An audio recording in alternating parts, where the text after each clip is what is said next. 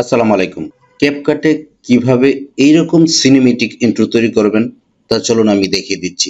Video সম্পর্কিত tips and tricks এবং ছোটখাটো খুঁটিনাটি বিষয় জানতে আমার চ্যানেলটিকে এখনই সাবস্ক্রাইব করে রাখতে পারেন এবং ফেসবুক পেজ থেকে দেখলে পেজটিকে ফলো দিয়ে রাখতে পারেন। এখন আমরা ক্যাপকাটে রয়েছে, আমরা ক্রিয়েট প্রজেক্টে ক্লিক করব। এখানে আমরা উপরের যে দেখুন টেক্সট অপশন রয়েছে, টেক্সট অপশনে ক্লিক করে দেব এবং এখান থেকে ডিফল্ট টেক্সটটিকে আমরা ড্র্যাগ করে টাইমলাইনে নিয়ে আসব। এখন আমরা এখানে যা কিছু লিখতে চাই তা আমরা লিখতে পারবো।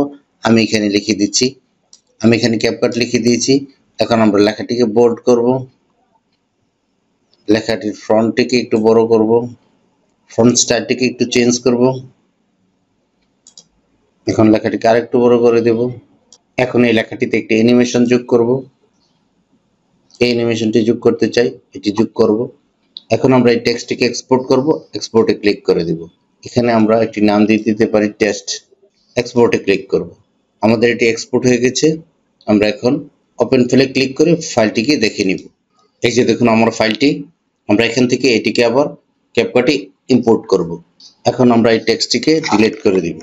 এখন আমরা এই ইম্পোর্টে ক্লিক করব এবং এই টেক্সটের পিছনে সিনেমেটিক ইন্ট্রো বানানোর জন্য যে ভিডিওটি দিব সেই ভিডিওটি আপলোড করব। আমি ইম্পোর্টে ক্লিক করছি, এই ভিডিওটি দিব এবং আমরা যেই লেখাটি এক্সপোর্ট করেছিলাম সেই লেখাটিও একসাথে নিয়ে আসব। ওপেনে ক্লিক করব।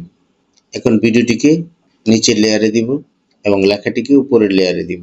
আপনি ক্যাপকাট লেখা সহ যে ভিডিওটি প্রথম এক্সপোর্ট করেছিলেন সেটি উপরে দিবেন এবং যে ভিডিওর সাথে এটি সিনেমেটিক করতে চান সেই ভিডিওটা নিচে দিবেন।